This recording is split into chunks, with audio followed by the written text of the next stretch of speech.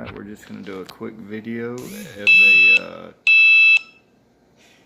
well, that was the app for the Dexcom. I'm going to do a quick video of an Omnipod change on my 9-year-old daughter.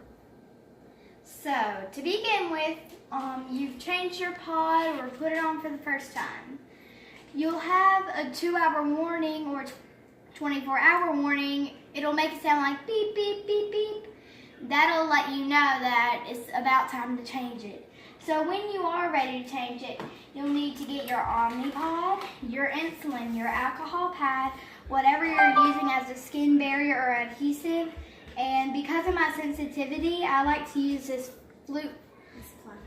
Flonase for my allergies. So what we'll do is we'll hit our home button and confirm it. We'll hit our home button, go to more actions, and then you have 4 options. You'll hit the change pod option. This will confirm that you're deactivating your current pod. So you're going to hit confirm when you're ready. It'll say please wait and do a little loading.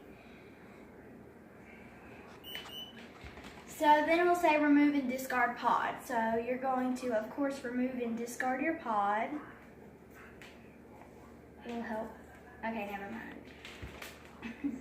And some people use baby oil or the adhesive removers to get these off a little bit easier. We don't have any of the adhesive remover right now, and we do sometimes use the baby oil. But we're going to use the same site, and I just don't want it to be super greasy because then the pod won't stick very well. So if you're doing it on your arm for convenience and so that it can actually get into your arm, you're going to have it facing upwards or down. But if it's on your stomach, you can have it facing that way, like this, sideways. And so after you discard and remove your pod, you're going to hit the next button. It's going to ask, do you want to go ahead and activate your pod, which you're going to hit yes, and then it's going to want you to feel your insulin. Does it hurt when you take the pod off? No, sir. No, and The needle doesn't hurt when it comes out? Sometimes she'll be real red from the adhesive, but with using the Flonase and the barrier, it seems to help. So the first thing I'm going to do is just clean this site with alcohol and let that dry. And if you watched our Dexcom video, we prep this site just like our Dexcom sensors. We do the alcohol, the Flonase, once that's dry, just to help with her allergies to the adhesives. And I'll just put a couple sprays on there and rub it in where I know the tape's going to be on her. And let that dry. And then we just use, and I just tore it open, but if you can see it, the Sure Prep barrier wipes. It's by the company Medline. I get these pretty good price from Amazon, and they're on Prime, if y'all have Prime. So with the barrier wipe, I'm just going to go over the site that we alcoholed and just get a good bit of that on there and let that dry again. And usually while I'm waiting on all this to dry, I'm cleaning the insulin vial with the alcohol swab. So when you open your Omnipod container, you're going to have this, which looks like a syringe, and then you'll have your needle, which always be careful with. So you're going to screw the needle onto the syringe.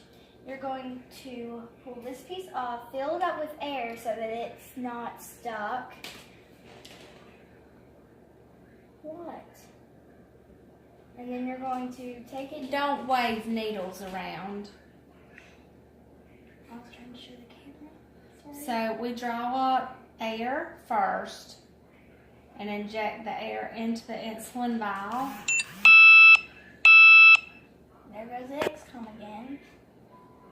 and then slowly withdraw the insulin.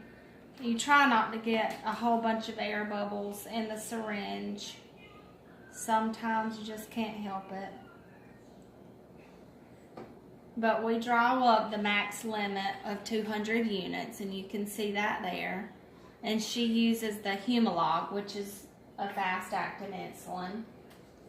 So once you have that drawn up in your syringe, there's a tiny hole with an arrow on the Omnipod that you inject the insulin into. And once you get, I believe it's 80 units in there, it'll beep.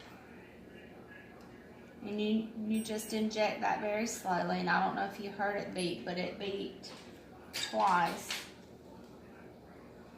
Bogey, be quiet over here. Hi. So we're done with that. And on the PDM, Clary will show you that once you have the beeps, you can go ahead and begin to prime the pod. It doesn't really pick up that screen real well. Okay, but the priming helps the pod to get ready for the insertion. Insertion. We'll call it insertion.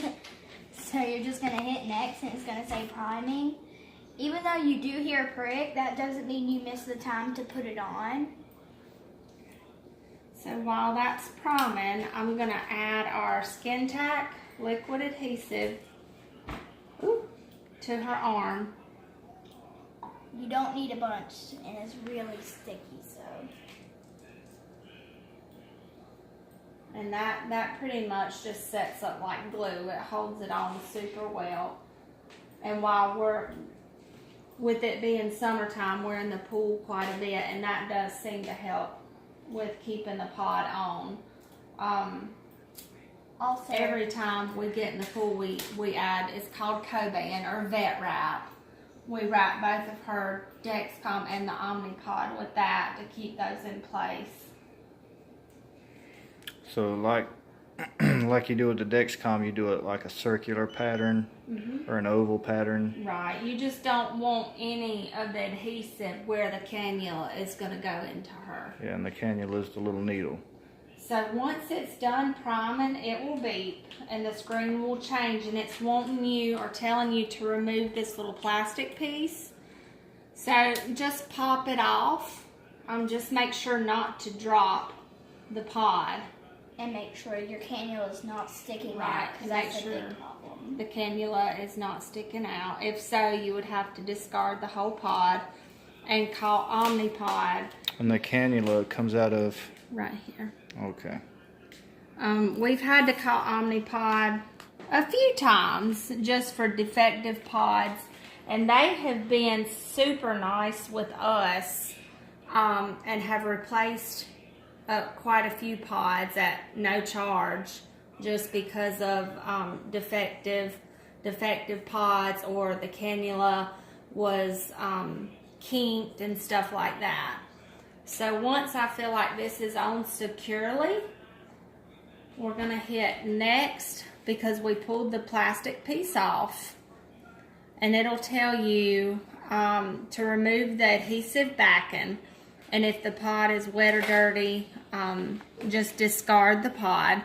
So if it's okay, once you apply it to the site, you hit next again. And then this is your start screen. So when you're finally ready to insert the cannula, you press start, and I pinch the fat up and hold the pod firmly. Go ahead and hit start. Okay. You have about 5 clicks till it pricks. Just wanted you to know that so you don't get surprised every time.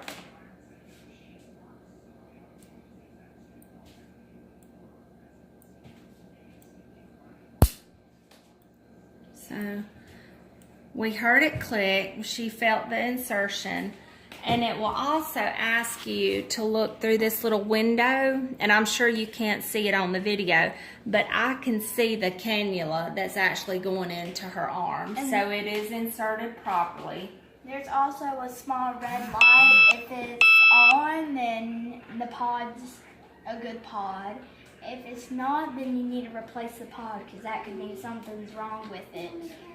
All right. So, did it hurt when the cannula went in, or? It doesn't hurt, but for people with the first time, it might have a little shock that happens, and they might get scared. But after getting used to it, it doesn't hurt at all. It feels like an everyday finger prick.